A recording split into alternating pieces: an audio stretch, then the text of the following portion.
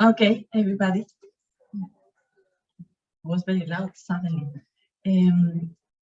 I hope you have a nice break. We will try to make it a bit interactive. One of the things we wanted to do first is just present ourselves.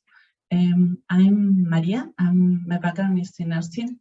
Marina, she's a psychologist, so we will be doing this session between the both of us.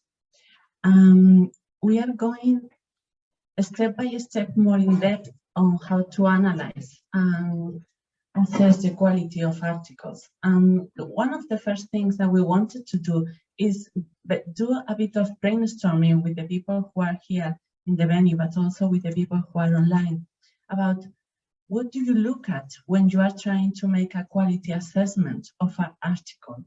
What type of aspect would you say that you look at? You can say it loud. We share also on the webinar, and Marina is going to help us also catching the ideas. What would you say?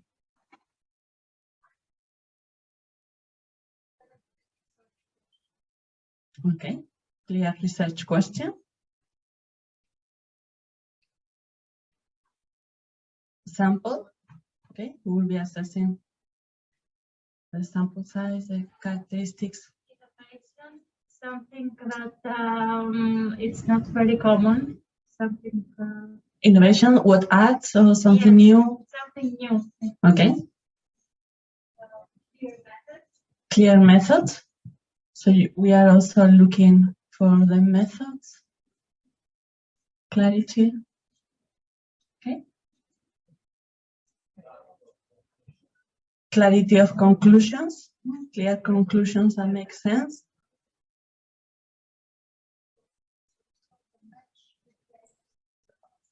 Relevance for the clinical practice. Relevance for the clinical practice. Okay, thank you, Anna.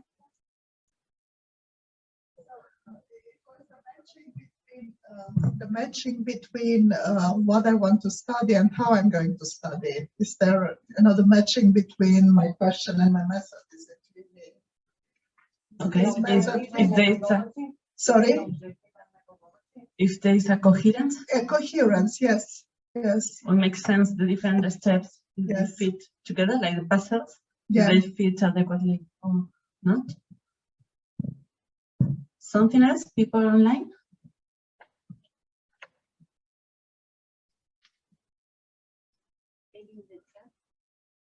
Something written, but Tania said that she is looking for the research question. Okay, looking at the research question. Where it is published. The journal, looking at the journal, the quality of the journal. The validity of the results, if the results are valid. Validity of results. The number of participants should be a representative sample. Okay, number of participants, representative. Anything else that you feel is missing, or is that quite representative of the things that you look at usually? Author and title. Okay, if they are expert in the area, or, you know. It's somehow my first line of going further or not. To screen, yeah. So as you can see, we have talked about many of these things already. And you have already... We say about instruments? Instruments. Yes, okay. The quality of instruments. Okay, yeah. The validation of instruments. Okay. Anything else?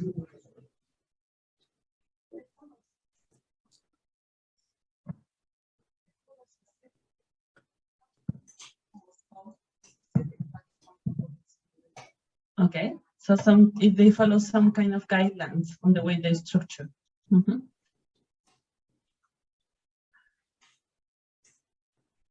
I think we can stop here in the brainstorming. So what I was saying is, we already have mentioned many things of this, and we already have some ideas of how to do this kind of critical appraisal or quality assessment.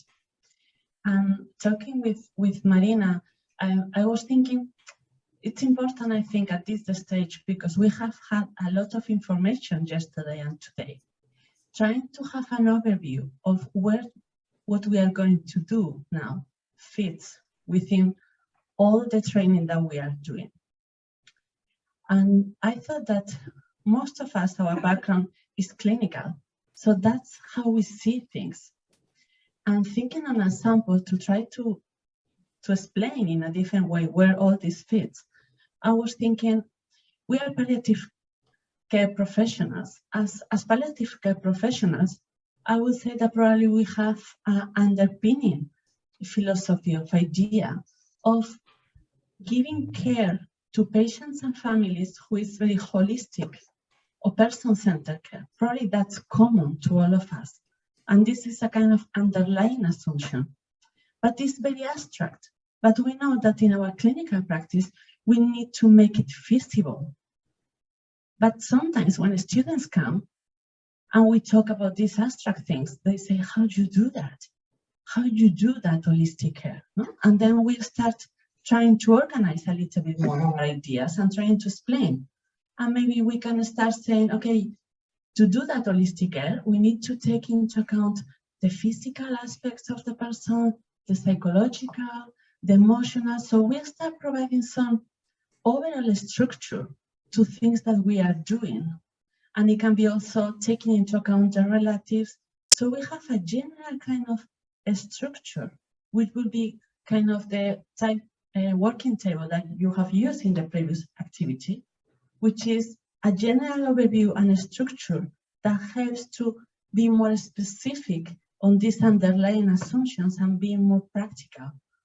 And within there, if you think of some students who have been rotating with you, they might ask, okay, and how do I do a good assessment of pain, for example? And then you will start saying, okay, you look at the intensity, if it's a focus pain, or if it irradiates on an area. So you will start giving specific hints of how to do it. And you will even at some point say, you could use this instrument, a tool. It can be a SS, it can be a hat, different type of tools that we use in the clinical practice and help us to make it more feasible, more standardized, more able to compare things. And that's the type of approach that we are doing. We talked yesterday about assumptions, underlying things. We have been talking about how important is to frame that from the beginning with a good research question that is relevant with our perspective. And we have been talking in the previous session about this general structure. Now we are going to move a bit deeper, thinking of possible tools that can help us to guide in this quality assessment. And that's what we are going to see. And that's related with all the bits that we have been seeing yesterday and today. Is that a bit more clear to see how all this fits in a very specific thing, I would say? So the objectives that we have for the session is to reflect on the article quality assessment, to consider the influence of methodology on quality assessment. And there was already some hints on the type of things that you assess. You were talking about sample, the quality of the instrument. So you already have some ideas that are related with methodological aspects. We are going to mention available tools to guide quality assessment, to mention the quality of an article, considering mainly the quality of a journal or the impact factor. And we are going to practice a quality assessment with a guideline. So that's what we want to do. One of the things that we have to take into account is that when we are talking about quality assessment, we are trying to find out how well was conducted that study, how coherent are the different parts. And in order to do that, we have to take into account different characteristics of the methodology. I have grouped like two main type of designs, qualitative and quantitative, mainly because they have different underlying ideas and they mention different possible risk of quality. Within quantitative studies, we will be thinking more on bias. What could be putting at risk the validity of these results? It could be the type of sample, the number of participants, that we didn't use a tool that is validated. So this type of ideas that are making us think on systematic errors, not randomization, not being able to generalize the results to a bigger population. That will be within quantitative. Then we will have qualitative studies. So there the quality is related more with the research process of how we reflect the analysis process and the depth of the analysis that we are conducting. And there we will use often different type of wordings, that is transferability, confirmability, reflexivity. So they are specific wordings that are related with the assumptions of this type of research. But in any case, we are all the time assessing, is this good? Was the research conducted in an adequate way? We mentioned earlier, and Daniela mentioned several times, is this good practice in the clinical context? Is this good practice in the research context? And that's what we are going to try to assess. Within qualitative studies, we have a very general approach to quality. But within quantitative studies, we have different subgroups. And within that, we have even many options. Like our patients, we might have some general idea of a symptom, but each patient might have very specific peculiarities, and we need to know how to approach these peculiarities. And within quantitative research, we can group them in three main areas, which are observational, quasi-experimental, and experimental studies. So experimental study will be something like what you read earlier, the TEMEL study. You control very well the assessment at the beginning, the intervention, the follow-up, and you register everything very carefully because you are trying to make an assessment of the effect of the intervention on the results and trying to see if really the changes in the results are related with the intervention and not to other things. So you are controlling a lot of things. That would be this type of experimental study. The quasi-experimental is also offering some type of interventions, but you are not controlling so many other variables. So it's not randomized selection, there might not be a control group, but you are still trying to use some tool that helps you to identify possible changes in a group. But you also have to have very clear the characteristics of the participants to know that it was the same participant that earlier scored, I don't know, 5 in pain and later it was 2. So there was an improvement and we know the characteristics of these participants. And then there will be kind of observational studies where they try to capture things that happen in the reality without any intervention of a researcher. But you need to be accurate in the way you transmit these results and capture what is being happening in the clinical practice. No? Here it will be important to consider how representative of the real situation is the research that you are conducting and how good was the data collection procedure to really capture the clinical situations. So there will be like different subgroups within quantitative research. So different subgroups might have different characteristics on how they are conducted. And that's what we are going to see a little bit using different tools. But what we cannot forget is that the tools are instrument, a guide, but we have to do the process. It's like when we make an assessment of a symptom, the tool can be something helpful to try to make sense of what is happening to that patient, but we have to be involved in that process. So it's just a guide. So the tools are useful to conduct quality assessment because they can help us to consider methodological things. each methodology has its own peculiarities, and we will see some examples of that. And we have to take into account also that there are different tools. There are many tools. And we only need to learn to be coherent. If I'm using a randomized control trial checklist, the study should be a randomized control trial. But if I'm reading a qualitative study and I use a randomized control trial checklist, things will not fit. It's like trying to assess, I don't know, pain using an anxiety scale. They don't fit. I don't get the information that I really need to assess that.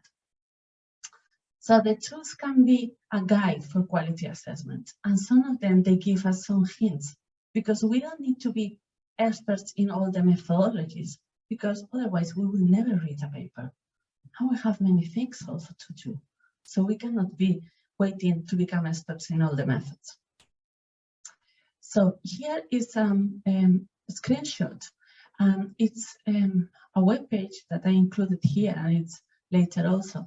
And they provide different type of scales or guidelines to make a kind of checklist of quality assessment. They are used for quality assessment because they promote transparency of health research, but sometimes they are also used when you are writing a paper, or even when you submit a journal, a paper that you want to publish. They will ask you if you have followed any of these guidelines, because it's a way of helping to be transparent on what you did. So this can be used as a quality assessment tool. As you can see, there are a few of them. So we will show. So for example, the Critical Appraisal Skill Program, which the short name, the acronym is QUASI, it offers 8 checklists. And if you look at the type of the checklist, they say randomized control trials, systematic reviews, qualitative studies, cohort studies, diagnostic studies. So the name of the guideline is already giving you the clue of what type of design will fit very easily with that. You can have them in this link, and I like them. I like them because we have it in English and we have it in Spanish, and they are also in different languages. So that's very convenient also when you are working internationally, because it helps to compare, because you have the same questions. I have been checking, and I don't know if they are in different languages that are useful to you, but I started and there were some Japanese, but I don't know if they were validated or not. So I wasn't sure to offer something in a different language. So these guidelines, what they provide us in the webpage is, as you can see, this is for a systematic review, this is for a control trial, so you can click on it and you get the guideline. The guideline can be in a PDF format or a print and fill format. And that's useful because you're going to start reading and filling the guideline, and it helps you. Another thing that, for me, I think it's also useful, I will go back later, is that, for example, the CASP, the Critical Appraisal Skill Program, it provides some hints about what you should be considering when you are doing the quality assessment. And that's because we are not experts in all the methodologies. So you might feel more comfortable with one type of methodology and you know more about it. So maybe you don't need these small hints. But if you are not an expert in a specific methodology, having these hints help you to look at the specific aspects when you are reading the paper.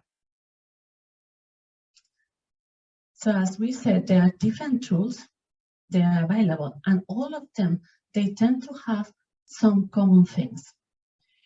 Some common things that are related with some of the things you mentioned is about the validity of the results, if they are applicable to contests. So you can see that usually there is a section which is, are the results of the study valid? Which are the results? And will the results help locally? So they are like big areas that make you question about the quality of the journal, the article that you are reading. And they have specific questions within that. But all the guidelines have like a general structure that helps you to go little by little deeper in each section. So we saw that, for example, the section A, are the results valid? And they have like different specific questions and then some hints that are useful when you don't know a lot about a method, or they help you also to be more systematic if different colleagues are doing the quality assessment of the same journal, because both will be using the same structure. Okay, but they are not only the critical appraisal one. There are other options also, other guidelines offered by different institutions. This is the Joanna Brins Institute tool. And they also have this type of tools because they wanted clinicians to have easier access to the journals and know how to analyze them. So if you see here, it's the same. They organize the different checklists or guidelines based on the type of design or methodology that the article uses. And you can download it for free and you can use it to do the quality assessment. And this is, for example, another screenshot of from the Joanna Brins Institute. This is, for example, for quasi-experimental studies. And they have the same specific questions that help you to reflect on key aspects for that specific type of design. And then you have to choose yes, no, unclear, not applicable. And you can make notes on the side so you can justify why you are choosing one of these options. And that's something like what we are going to do today, just to practice a little bit. This is the same link that I showed at the beginning with many resources. And we have to take into account what we said at the beginning, maybe quantitative research, qualitative research, but there are also some systematic reviews. So we will mention just briefly that there are different tools for these general overviews. For example, for qualitative research, we can use the COREC, which has a 32-item guideline. This is the, I think it was the Q, it's missing the name, the QR, thanks. And that has 21 items, and the CASP, which has 10 items checklist. The three of them are for qualitative research. So how do I choose one? What do I do? So you can choose any of them because they are trying to cover the same underlying ideas. They use different wordings, but they try to capture what is more important within qualitative research. So to start, I will go for an easy one instead of getting a more complicated one. So for example, if you look at the SLQR, it has here the 32 items. And I have underlined some key aspects. If you see, they have common areas like title, introduction, methods, results, discussion, other, which is what we said in the previous activity. You have the general structure, but then you have specific things. For example, methods. It's a qualitative research, so it's asking about qualitative approach and the research paradigm. So it's already starting to introduce specific things for qualitative research. And we talk about paradigms the first day. So I'm a positivist, I'm not a positivist, I'm an interpretativist, postmodernist. So they are different underlying assumptions within qualitative research that are very relevant. So that's why they include this question. They don't talk about randomization, for example, because it's not so relevant for qualitative research. And it's here again the same. Here it says researcher characteristics and reflexivity, because in qualitative research is the researcher who is doing the interviews, the observation, so it has a more active role and a relationship with the participants. So that's important when we are assessing quality. So that's why they introduced this idea. And it happens the same with the findings. For example, it talks about the synthesis of interpretation. So we know that in qualitative, we use a lot of interpretation. So they are already giving us some hints of what aspect we should be assessing. In the COREC is the same, but with a little bit different structure. It's divided in three main domains: research team and reflexivity. So here is talking about personal characteristics of the researcher, facilitator, the relationship with the participants, but that's something also that was in the other one. So they are trying to cover the same kind of ideas in different ways. So you can choose the one that is more useful for you and you feel more comfortable with. And the other section is about the study design. So here they are already talking about the same idea of which is the orientation, which is the underlying theory. Here they are talking about the interview guide, the file notes, the data saturation, which is something that is very specific to qualitative research. So we use this type of guidelines, even if we don't know so much about that methodology, we can have some structure that help us to assess better some equality assessment. And that's the third domain of the codec, which is about quotations and the coding tree. So it's like the main things that are in the structure. We have also reviews. We said we have quantitative, qualitative, and we have also reviews, systematic reviews. And we sometimes do meta-analysis. And this type of guidelines is about reviews. If we are interested in doing a quality assessment of quantitative studies, we will go more for a PRISMA type of one. If we are more interested in qualitative studies, we will go for an UNTREC one. And they are structured similarly with key aspects relevant to assess a systematic review. If you look here, because this is a systematic review, here they are talking about databases, because we have search, we will search PubMed, we will use MESTEM, so they are giving you some ideas of what will be relevant, like the search strategy that we have been running earlier on. So give some general tips. Here is the same, but with quantitative synthesis and the plan of assessment of the articles. If it's a qualitative review, both are reviews, so we will need information about the data that we, about the search strategy and the databases that we have used. So we will have them here, search strategies, okay? But there will be some differences because on the quality assessment of the coding or the analysis will be different. In the quantitative one, we will have a statistical analysis. Here, we will have some coding of the data. So that's the differences between the two approaches, and these items and questions help us to make that analysis. So we know also that we have quantitative studies. So you practice with a quantitative study that was a randomized control trial, but we also have guidelines to report observational studies, for example. And if you click, if you go into the link, you can see, for example, here that they talk about cohort studies, case control, cross-sectional. We don't hear you anymore. Okay, now? Yes, it's better. Now, yes? Now it's better, yes. Now it's better, okay. So we try to approach it.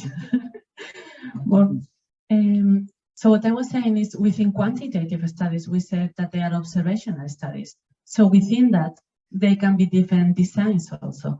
And here you can see that you can also access to different guidelines. For example, cohort studies, case control. So if you find an article that is a case control, you will look for this type of guideline because it will help you with specific questions.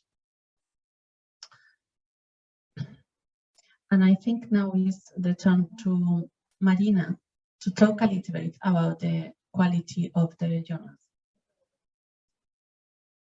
Okay. So, well, I'm going to explain just a little bit about how to assess the quality of the article, looking or related to the quality of the journal, as you said before. No? Sometimes when we are looking at the quality of the article, the first thing that we say or that we look is in which journal is published and what is the impact factor of this journal, no? The quartile. So sometimes we look at this to measure or to see the quality of the article. So really the metric indicators don't measure the quality of the article. They measure the quality of the journal. So they measure and evaluate the quality of the scientific publication. What are the criteria of having more or less quality of one journal? Sometimes it's the number of papers published, sometimes the number of times that they have been cited, or the average of citations per each published paper. And this impact index, that there are a few of them, there are some of them that we all knew, but there are other ones that they are also used and they are not so well known. They measure the impact that the journal has had in the scientific literature. So that is good because it allows us to make comparisons, to compare one journal with another one. And also we can make rankings of the journals. And this allows us also to reflect about the relevance of each journal, but as I said before, it doesn't guarantee. If I publish in an article in Journal of Pain and Symptom Management, for us is wonderful because it has a big impact in palliative care, but it ensures, because it's true that the journals that are that have more impact, normally the people who is the reviewer of this review are more strict. They have more experience. They have lots of different reviewers. So it's true that more or less you can say that the article is going to be good, but not always. Sometimes we are reviewing articles in the journal club and we say, and it's published in this journal, and look at this and this and this. No, sometimes we can find articles that are not so good. But well, there are some of them that we can find. I'm going to talk just about two of them. One is the GCR, that is not free, but sometimes in different countries, for example, in Spain, we have one web page that is from the Ministry of Education and Health, that you can find it for free. So there are web pages where you can find if you belong to an institution, but this one is not free. But it covers the world's most cited peer-reviewed publications, approximately around 200 different disciplines. We can consult it via web, and it's calculated every year and has a fixed value. I mean, if in 2022, Journal of Palliative Care has 3.14, it's going to be fixed for the whole year. There are other indexes that change or can change in the year. But not all the journals have this impact factor. And depending of the area where is located the article, you can have one or two different impact factors. So I think we can probably try, we are going to try, for example, with which journal you know most, another one that is not Journal of Pain and Symptom Management. Journal of Palliative Care. So we can put here Journal of Palliative Care, and we are going to see what happens. No, in the here, yes. Okay. See. Palliative medicine. We can put palliative medicine. Yeah. So palliative.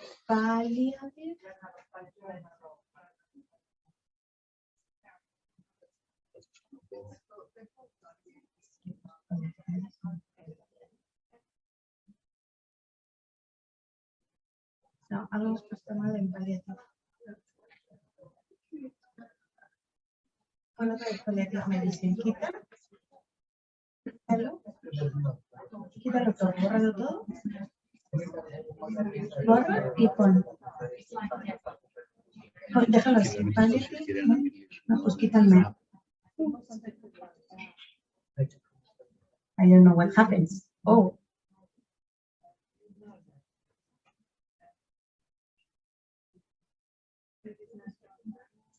It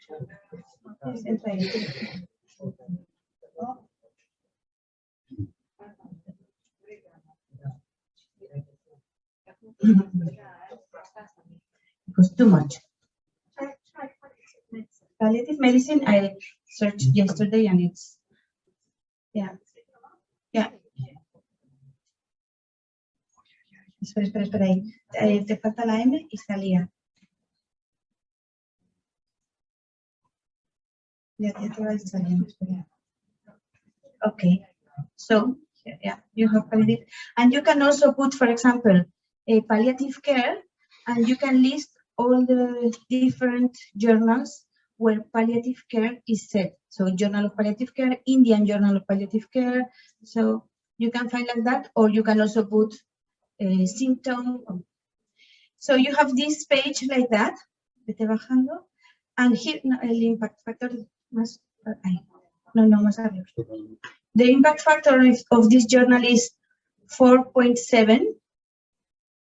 That is quite high, and you can find in this table in the last 5 years what was the impact factor and how has it changed. In 2018 was higher than 2019. So when you are looking for an article, you have to look for the year where the article was published.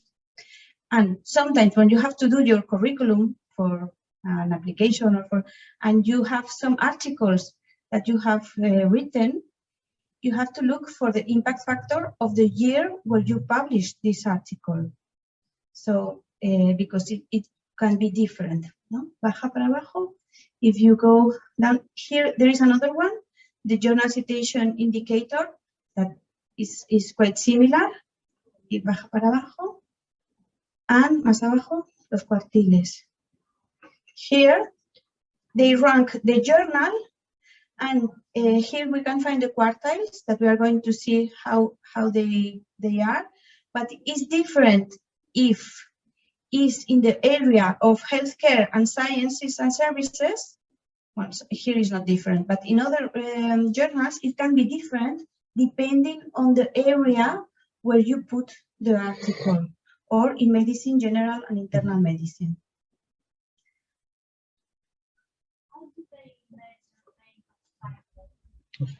They measure counting the number of seats of sites, citations, or the number of times that.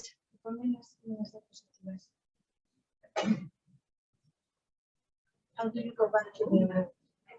Yeah. Aquí. Una para atrás, dos para atrás. Dos para atrás. Ahí. So, the number of papers that published, the number of times that they have been cited, they count the numbers, and with these counts, they calculate on the average of citations per published paper. Okay?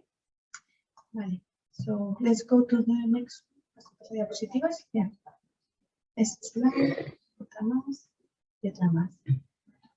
Another one is this one. This is for free. The CIMAGO, the Journal and Country Rank, is an alternative to the other one, and it analyzes the publication indexed in Scopus, that is a database of bibliographic references of Elsevier. It's from 1997, and it's not a fixed number like the other before, so it can change in a year. But it includes more journals than the other one, and for that reason is less selective.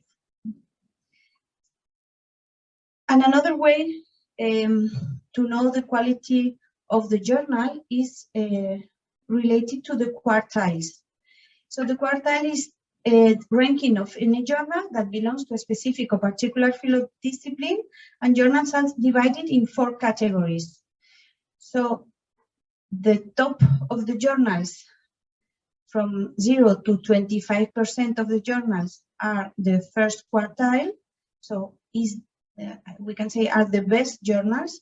If you want to publish a paper, you try to publish in these kind of journals, the first quartile. The second one between the 25 and 50, third one 50, 75, and the fourth quartile 75 and 10 and 100. There are papers that are published in journals that have not this impact factor and that are not in these quartiles. And that's something that sometimes happens with palliative care journals, because when you publish in a journal of oncology, sometimes the quartiles are higher than the palliative care journals. Okay, and here I have a table where I put the most well-known journals of palliative care with the impact factor. As you can see, there are some of them that they don't have this impact factor. Palliative medicine is in the first quartile, BMC palliative care in the second one, Journal of Pain and Symptom Management, Journal of Palliative Medicine, Supportive Care in Cancer, all of these journals that we usually use. This is the impact factor of 2020. So probably if we look for another, is the last one that is the last year that is measured. When you enter in this page that we said before, that we saw before, you can have for all of these journals the impact factor of the last year and the quartiles.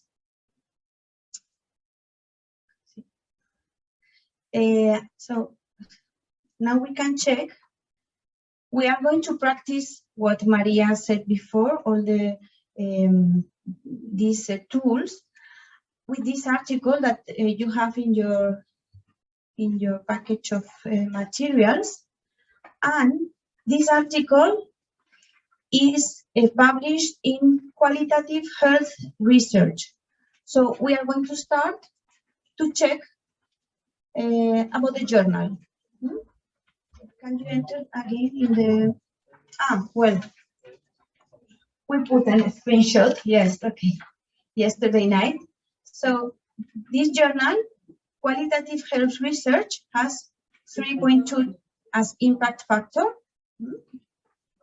As you can see, in 2020, the impact factor was much more higher than 2016, for example.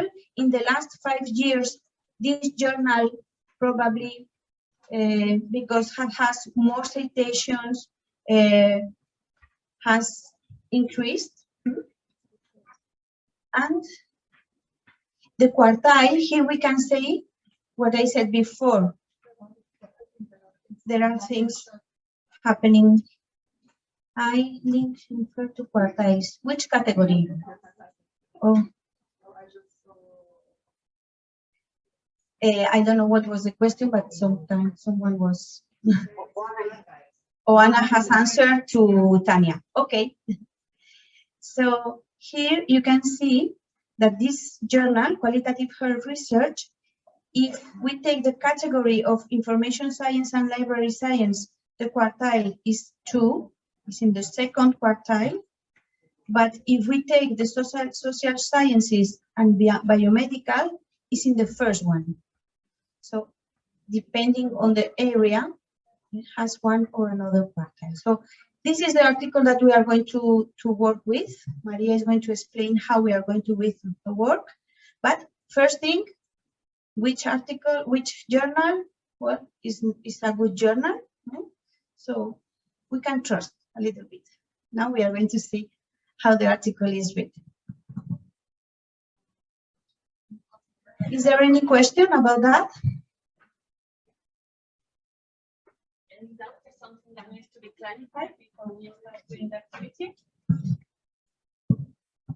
I was saying if there is any doubt or something that we need to clarify before starting the activity. No? Okay, so we choose a qualitative article because we already work with a quantitative. And we said the first day that we are friends of everybody, so qualitative, quantitative, whatever is relevant for our topic and our research question. So we are not working in our own language, so that's challenging. And what we had thought was to divide in groups so that we don't need compulsory to read the whole article. So I can see faces of relief. So each group is going to work on a specific section so that we have time to focus specifically on that and try to make a quality assessment. And if you have time or you need to look specifically to something else, you can do it because you have the whole article. But at least you can prioritize your efforts. Okay. So if we use the CASP, because you also have the CASP, which is the qualitative version, because we are reading a qualitative study. So the CASP has 10 questions. The first 2 can be in the same group because they are very, very simple. So here we have 5 groups, and at home we can also do groups.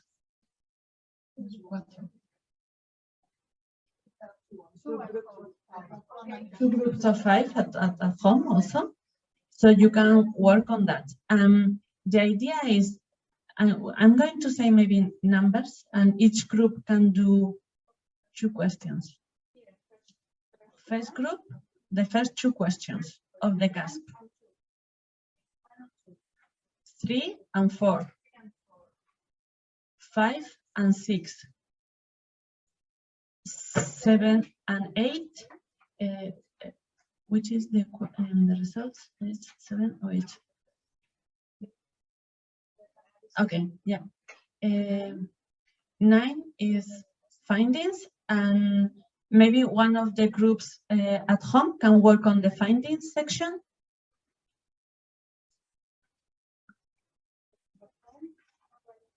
And then the other group at home, how valuable are the research results?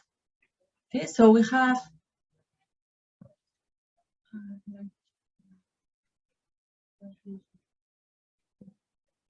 15 minutes, so you can get your CASP questions and try to focus on the section of the article that you need to read to really answer that critically.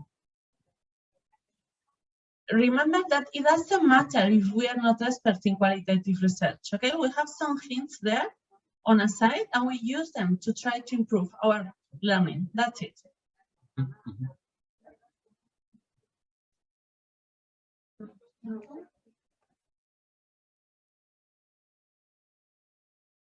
Start.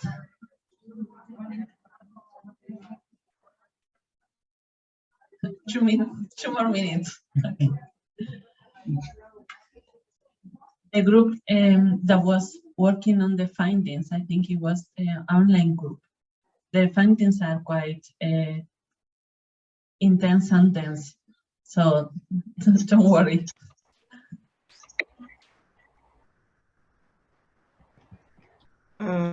Maria, did you prolong the time? Because I was announced to close the rooms.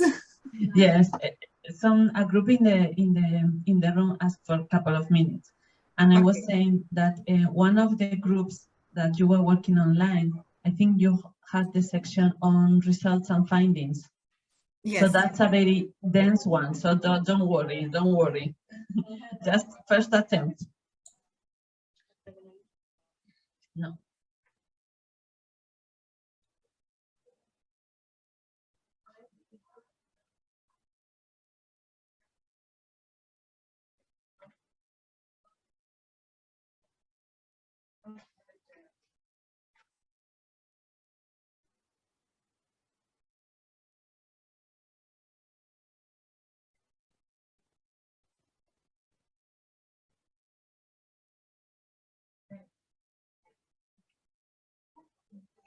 Are you ready?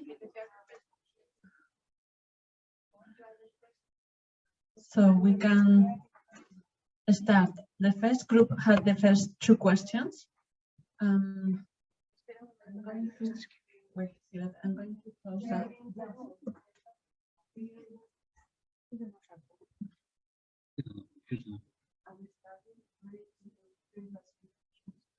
Okay.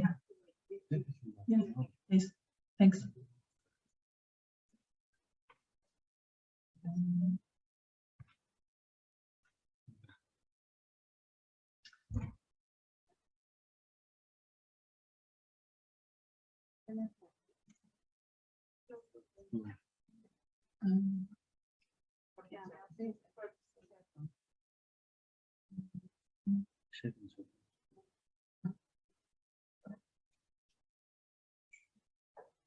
Otherwise, you see the answers.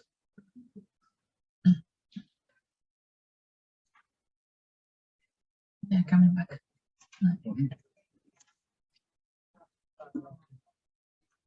Okay, so we said that the first group will look at the first two questions. The first two questions of the CASP, are you ready, the first group? Yeah, okay, wonderful. So the first two questions of the CASP are, was there a clear statement of the aims of the research? And what's your response? What would you say? For us, take more time to decide if it's clear. And we read in the abstract, seems to be clear, but then when we go in the article, we read one page to find the objective. And for us wasn't clear. And we had to discuss more, and we decided that was the best if we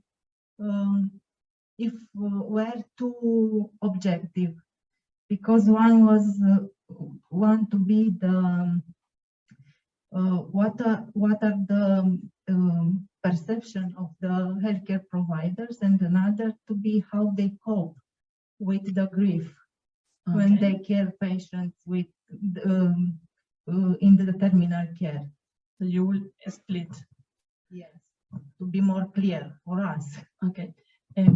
I think one of the challenges that I also faced was that the abstract of the article is an unstructured abstract. When we worked the other one, the randomized control trial, we had very clear the sections. Here, it's an unstructured one, so it's almost like telling a story. So it's not so easy to identify in the abstract the key information. And as you say, they don't really write it in a direct way, like saying the aim is, which is what we are used very often. They refer it to, we explore how healthcare employees interpret personal grief. So they are making it more in a narrative way, but it makes more difficult maybe to get the first idea of what is your research question. It's there, but it's more implicit. And also about what you said, you read the whole page, and then at the end of the introduction, you find something like that, which is referring to what they wanted to do. We explore how paid care professionals understand and interpret grief. I mean, the whole, I just put the specific quotation so that it helps also to identify where was the information with the page number. So it's there, but it's not so clearly shown, and you have to make an effort to interpret it. So that could be something that could improve in the way it's written and referred. What about the second question, which is a qualitative methodology appropriate?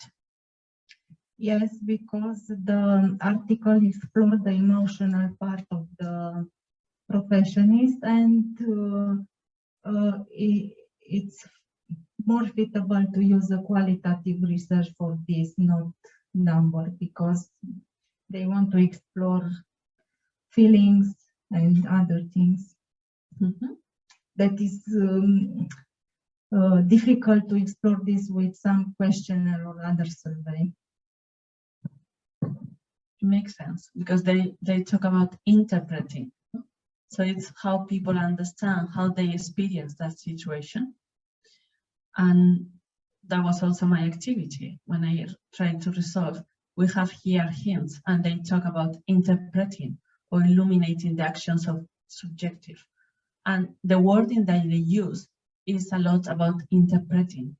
So sometimes they are wordings that are used that show the underpinning ideas of the writers and of the whole project.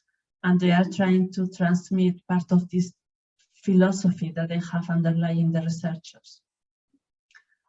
And as you said, they talk about qualitative research. It makes sense with the objective, but they also provide in the page 200 and 2012, in the section of method, they have a whole description of how they interpret. It's an inductive approach.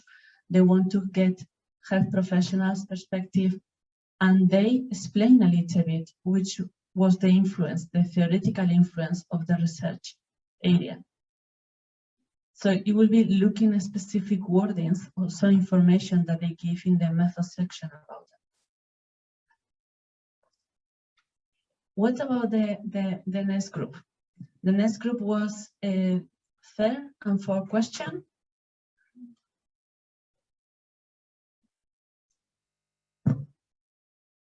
Okay, was the research design appropriate to address the aims of the research? We said yes.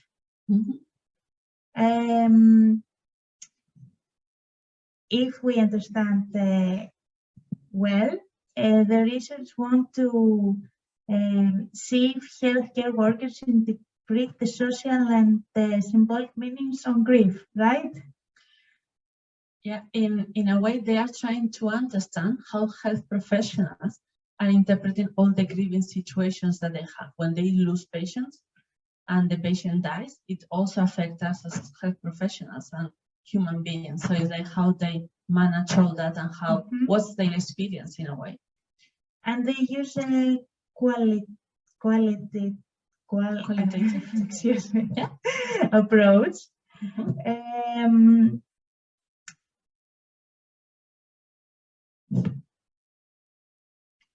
I don't know what else I can say. Okay, so what's the design appropriate?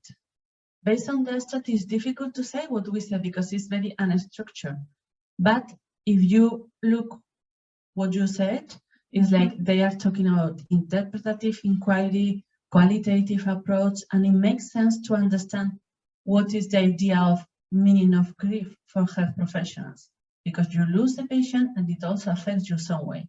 It's not your relative, it's not a family member, but still you are some ways suffering a bit of that kind of grief or perception of loss.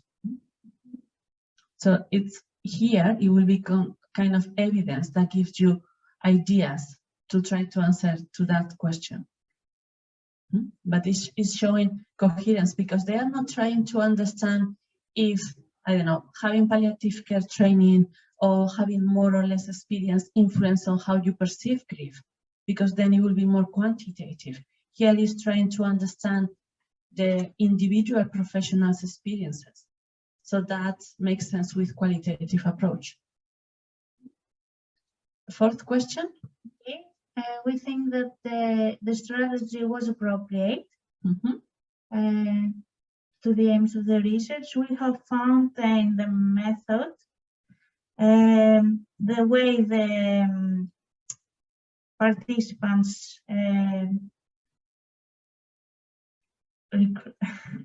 got involved. Got involved, yes. And how they started doing their interviews, and in the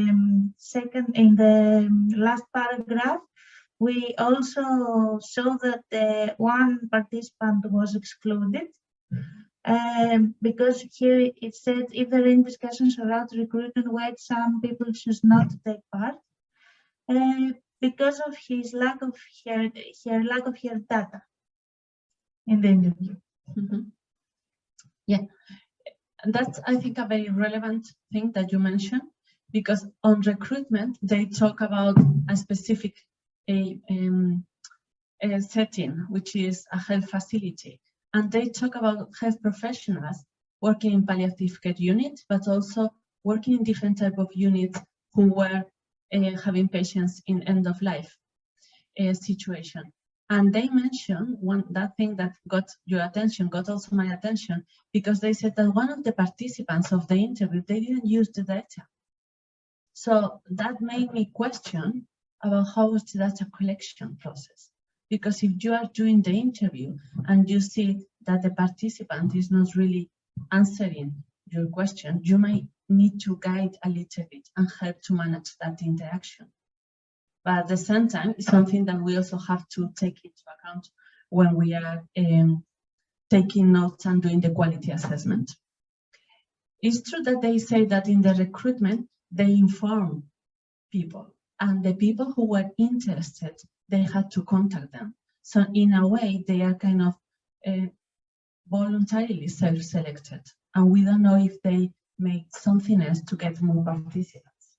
It seems they have quite an open approach because they try to select participants that were working in different units. So that seems some kind of openness to have different perspectives, but they don't give a lot of information about that.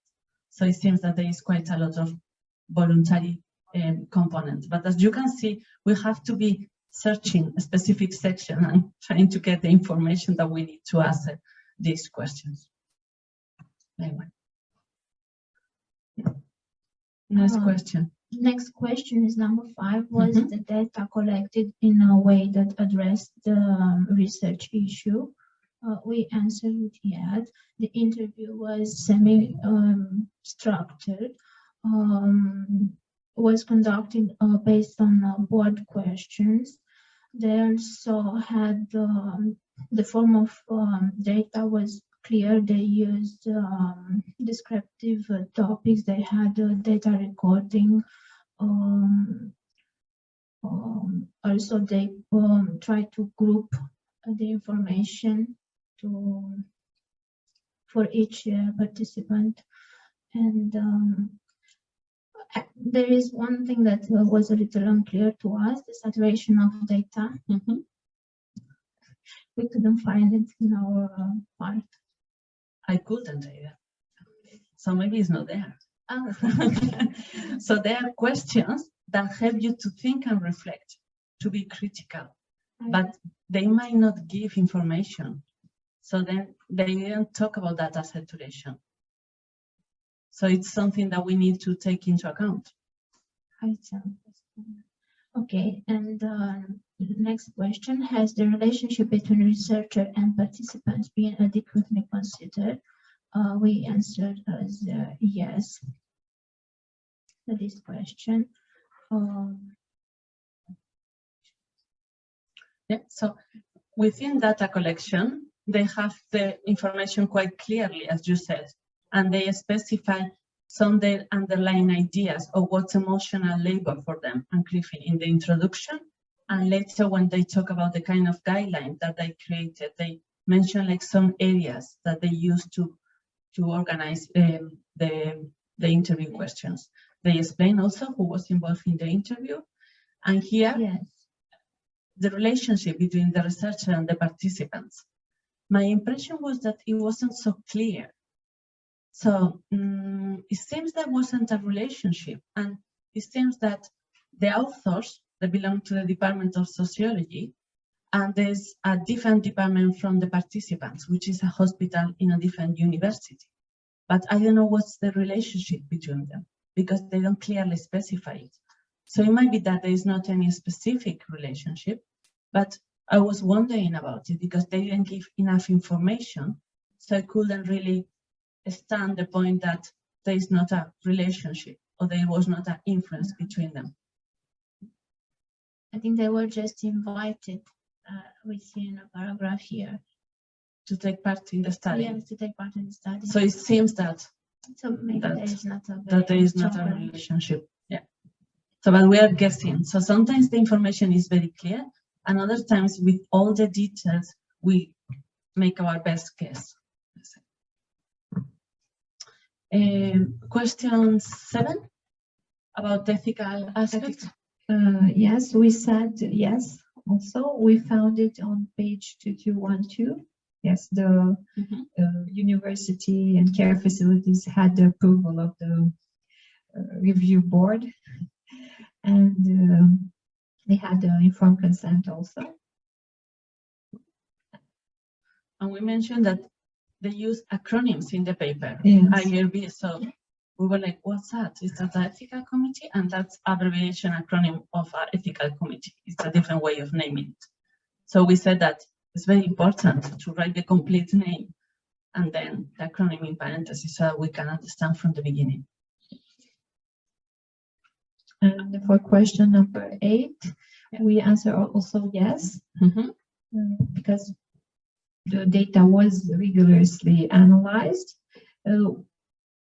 One of the points that we didn't find, or I didn't find, is their critically examine your own role. We didn't find something limitation of their studies or a critical appraisal of what they've done. They don't clearly make any statement that shows that they have been trying to be very reflective. It's true that they mentioned that different people were involved in the analysis and that in the introduction section, they explain a little bit how they conceived the topic and which were the initial ideas. So that helps to get a perspective of how they were initially thinking. And they, within the results section, they show different perspectives of different participants. But it's true that they don't make a very clear, direct statement. So it's a kind of underlying ideas. And that's, I think, one of the challenges sometimes in qualitative research, that you have to be very careful on the wording that they use. And that's a challenge, especially because it's not our first language also.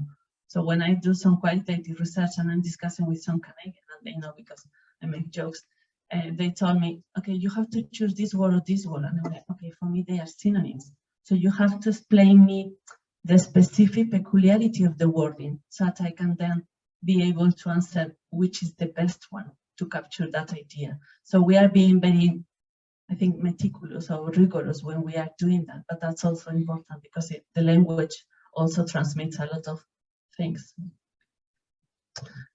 And I think that in a way they try to make an effort showing like different minority groups, different participants, people who work in palliative care, then people who had never worked in palliative care, people who had worked some years ago. So it seems that they have made an attempt to get the voices of everybody integrated in the results, and they show different samples, but it's very difficult to assess directly.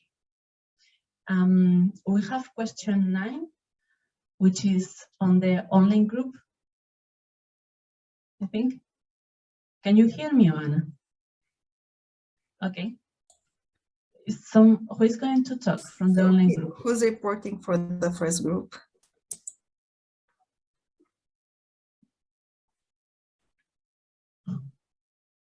Nobody?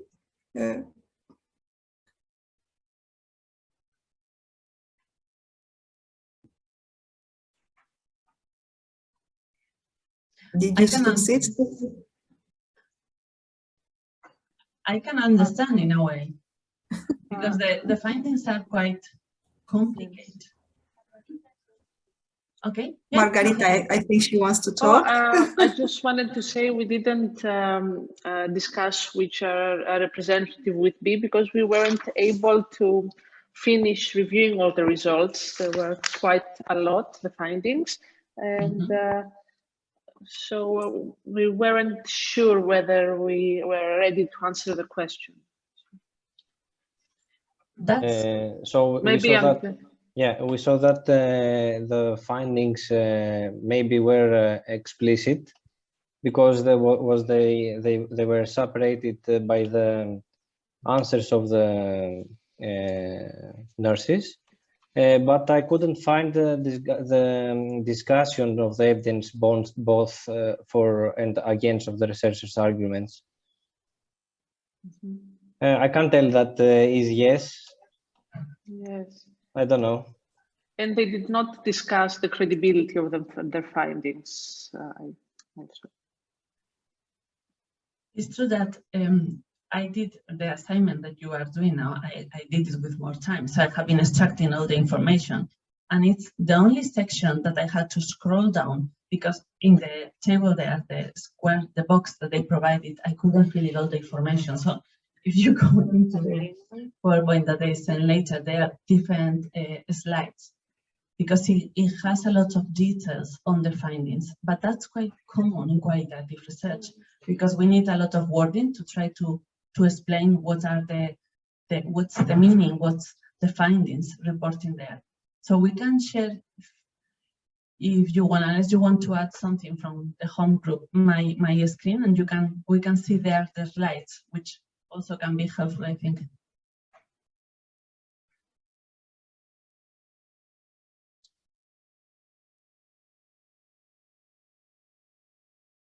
Yeah, Can you please So- make share screen? Because we don't see it. Okay, maybe it's on it.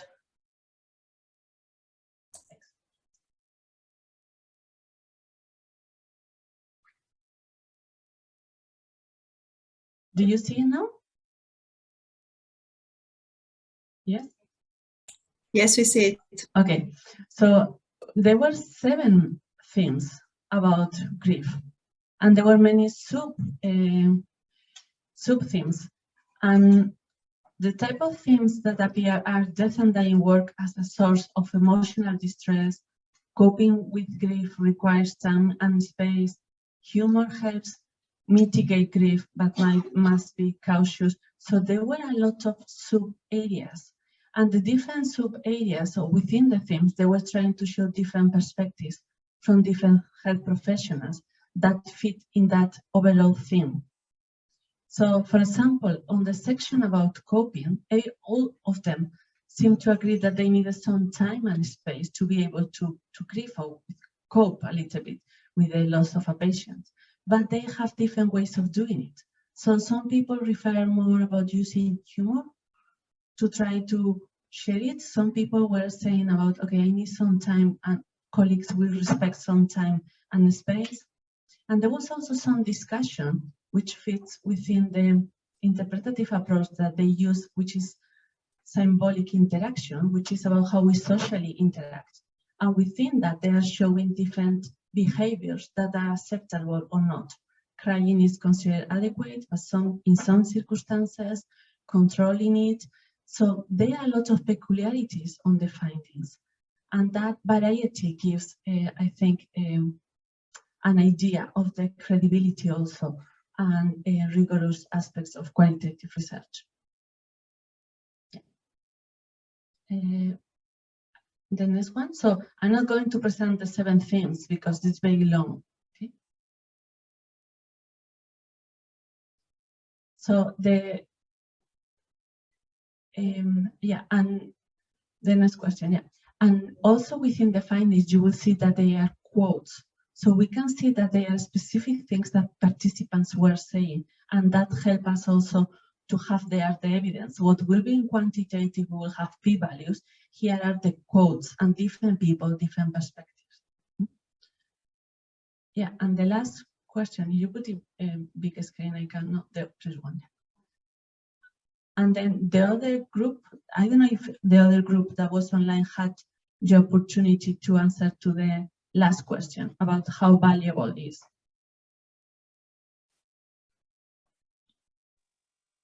We didn't also have the time to discuss it between us. Okay, so it's a time limitation, and we have been working a section because at the end, reading and making a quality assessment, it involves a lot of time. So within the last question, I will say also that they do try to make a good article. And that's because they shed light on the complexity of the grieving process, or even in health professionals. And I could easily echo with many things that participants were saying in my clinical colleagues. So I think that's also a way of assessing it and seeing if it's common or not. And I will wonder, how many times do you think that sometimes you use humor because you need to share tensions in the clinical context, but also being very cautious. You don't use it with patients or with families, you use among colleagues. So there are practical things I don't think that they can be probably transferable to different contexts, or even having a space and room to share sadness or some feelings of sadness. So in the discussion, they also discussed all the findings in relation to previous studies about grief, but also about emotional labor. And they relate, the discussion relates with current findings, but they also use key work, for example, of Holstein, which was this author, who was it's a very old reference, but he was one of the first authors talking about emotional labor on health professionals. So they are linking all the background information with current information and discussing about it. So I think that's, I hope, or we hope, that the activity has helped to have some hints and to feel that even if we don't know maybe sometimes a lot about a methodology, we can start doing some analysis and quality assessment using guidelines that everybody is using and feeling more comfortable, and we will learn with practice. So just thank you very much for your participation.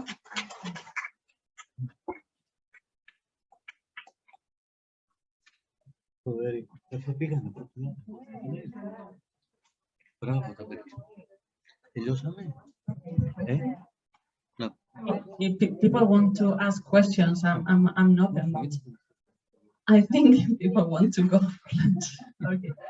So we have like a live lunch in the same area we have the coffee break. And then we have arranged a guided tour to the Museum of Acropolis, as you already know. So could you please raise your hands just to know the number of people that will participate more or less? Something like 20 or... Okay, that's good. So, no, it's fine, it's fine. And we will meet our guide at the entrance to the museum at 3:30. So I think we should leave something like 3:10. I mean 10 past 3, 12. So is it good for everybody? It's about an hour now. We can meet at the reception, otherwise, and we will walk there, like 10 minutes to walk. Enjoy the lunch and the Acropolis visit, and thank you for the presentations for today. See you tomorrow. Thank you. Good afternoon.